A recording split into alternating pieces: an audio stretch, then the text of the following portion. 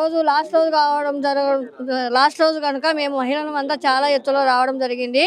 చంద్రబాబు నాయుడు పాలన ఉన్నప్పుడు రేషన్ కార్డులు ప్రతి ఒక్కరికి ఇవ్వడం జరిగింది. ఎప్పుడైతే వైసీపీ ప్రభుత్వం వచ్చిందో అప్పుడు ప్రతి ఒక్కరు రేషన్ కార్డులు తీసేయడం జరిగింది.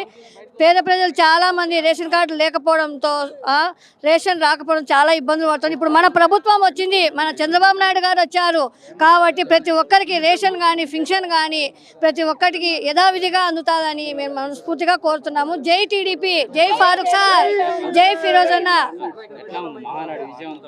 చాలా బాగుందండి. ఈ 3 రోజులు చాలా బ్రహ్మాండంగా మహాసభ జరగడం జరిగింది. లేడీస్ ఎప్పుడు రాని వాళ్ళు కూడా మన చంద్రబాబు నాయుడు గారి కోసము పెద్ద ఎత్తున రావడం జరుగుతున్నది. ఇదే కాదు, ఎక్కడ ఏ ప్రసంగం జరిగినా మేము చంద్రబాబు నాయుడు గారి కోసం తప్పకుండా హాజరవుతామని. ఏడాది పరిపాలన బాగుందండి, ఇంకా బాగుంటుంది. మన తెలుగుదేశం అంటేనే పరిపాలన సూపర్గా ఉంటుంది. మన చంద్రబాబు నాయుడు గారు గారేమి, మా ఎంఎండి ఫరూక్ గారు కానీ, ఫిరోజ్ అన్న గారు కానీ అర్ధరాత్రి లేడీస్ అనుకోరు, చిన్నపిల్లలు అనుకోరు, ఏదైనా ఆపద ఉందన్నా అంటే తలుపు కొట్టగానే వెంటనే మాకు రెస్పాన్స్ అవుతున్నారు. ఎప్పటికీ మాకు చంద్రబాబు నాయుడు గారు, ఫిరోజ్ అన్న గారు, ఫారూక్ సార్ గారు రావాలని మనస్ఫూర్తిగా కోరుతున్నాం. జై టీడీపీ. మాది ఆలగడ్డ తాలూకా మందలూరు విలేజ్. మేము భూమా అఖిలప్రియ గురించి, మన లోకేష్ అన్న గురించి చంద్రబాబు మహానాడు మీటింగ్ భారీ ఎత్తులో వస్తున్నాము. ఆర్లగడ్డ నుండి మా భూమా అఖిలప్రియ నుంచి మాకు భయం లేదు. అక్కడ వైసీపీలు ఏమి అరాచకాలు చేసినా మేము మటుకు వదిలిపెట్టము వాళ్ళను. వాళ్ళు మమ్మల్ని అప్పుడు మేము ప్రతిపక్షంలో ఉన్నప్పుడు టీడీపీ వాళ్ళు మమ్మల్ని చాలా ఉద్దేశించి గోడాడిచ్చినారు. వాళ్ళని ఇప్పుడైతే ఇడిచిపెట్టము. వాళ్ళు పగతో మమ్మల్ని కేసులు పెట్టి అన్ని చేసినారు వైసీపీ వాళ్ళు. మేము ఇప్పుడు మా అధికారంలో ఉన్నప్పుడు మేము మా మేడం గురించి, మన లోకేష్ అన్న గురించి, చంద్రబాబు నాయుడు గురించి మేమేం వాళ్ళని మటుకు వాళ్ళంతా చూస్తాము. మహానాడు విజయవంతం వచ్చినాం. ఆలగడ్డ నుండి భారీ ఎత్తులు వచ్చినాం. రావడం గురించి భూమా కడపలో గురించి బ్రహ్మాండంగా ఉంది. వంటలు గింటలు కానీ అన్ని బ్రహ్మాండంగా ఉన్నాయి. గుంతకల్ నియోజకవర్గం గుత్తి మండలం. మా గుమ్మనూరు ఎమ్మెల్యే జయరామ్ అన్న ఇటువంటి మేము వచ్చినాము. ఈ రోజు మహానాడు వచ్చిన దానికి మాకు చాలా సంతోషంగా ఉంది. ఇదే 2014లో జగన్మోహన్ రెడ్డి ఒక్క ఛాన్స్ అని చెప్పి ప్రజలు మోసం చేసి ఒక తూరి ముఖ్యమంత్రి అయినాడు.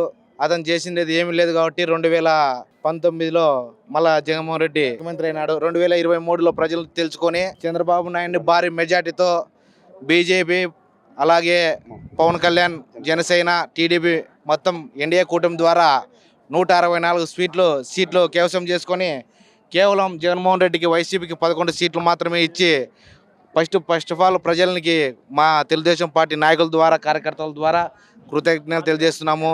మహానాడు భారీ విజయవంతమైంది.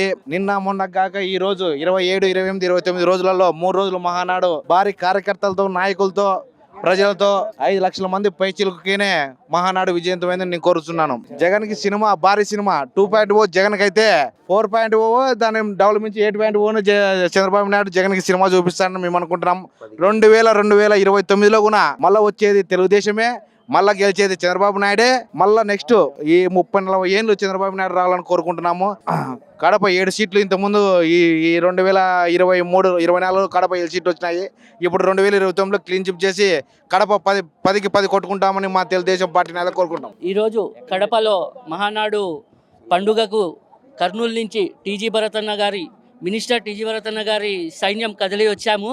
భారీ ఎత్తున దాదాపు 8,000 నుండి 10,000 మంది మేము ఇక్కడ మహానాడుకు వచ్చాము. 2029లో కూడా మళ్ళీ చంద్రబాబు నాయుడు గారు సీఎం అవుతారు. వైసీపీ ప్రభుత్వానికి చుక్కలు ఇంకా చూపించబోతున్నాము. ఇది తథ్యం. మా టీజీ భరతన్న గారి నాయకత్వంలో మేము ఎప్పుడూ ఇలాంటి కార్యక్రమాలు విజయవంతం చేస్తాము. ఖచ్చితంగా మేము ఇట్లాంటి ప్రోగ్రామ్స్ అన్నిటికీ ముందుంటాము. ఏడాది పరిపాలన చాలా గతంతో పోలిస్తే ఇప్పుడు హైలైట్ ఉంది. వితిన్ 1 ఇయర్లోనే దాదాపు 10 లక్షల కోట్ల పెట్టుబడులు మా టీజీ భరతన్న ఇండస్ట్రీ మినిస్టర్గా ఉండి తీసుకొని రావడం జరిగింది. త్వరలో ఆల్రెడీ MOUలు అన్నీ అయినాయి. త్వరలో అవి ఇంప్లిమెంటేషన్ కూడా కర్నూలు ఓర్వకల్ ఇండస్ట్రియల్ హబ్లో స్టార్ట్ చేయబోతున్నారు. మహానాడు ఈ కడపలో, ఈ రాయలసీమ జిల్లాలో పెట్టినందువలన చాలా సంతోషంగా ఉన్నది. భరతన్న గారి నాయకత్వంలో మేము 35,000 బస్సులు, 35 బస్సులు ఏర్పాటు చేశాడు. దాంట్లో 10,000 మంది దాకా వచ్చాము. ఈ సంవత్సరం పరిపాలనలో, చంద్రబాబు పరిపాలనలో చాలా మంచిగా, గత గవర్నమెంట్ని పోలికగా చూసుకుంటే 5 సంవత్సరాల్లో చేయలేనిది మేము ఒకటే సంవత్సరంలో చేసి చూపించి ఈ సత్తయ్యేమో చంద్రబాబు నాయుడు గారి పరిపాలన నేర్పించాడు. ఇప్పుడు ఇంకా 4 సంవత్సరాల్లో చేయాల్సిన పరిస్థితి ఉంది. రేపు ఈ వచ్చే నెలలో సహస్ర పథకం రిలీజ్ చేసిన తర్వాత ఇంకా చూడాల్సిన పండగ దండగ ఉంటుంది మహానాడు. ఈ మహానాడు పండుగలు ఇట్లాంటివి రాబోయే 2 నెలల్లో ఇంకా ఎక్కువగా పండుగలు చేసుకున్నాలని, ఎక్కువ జనాభా అందరి అభిమానాలు పొందాలని కోరుకుంటూ చంద్రబాబు నాయుడు చూస్తున్నాం.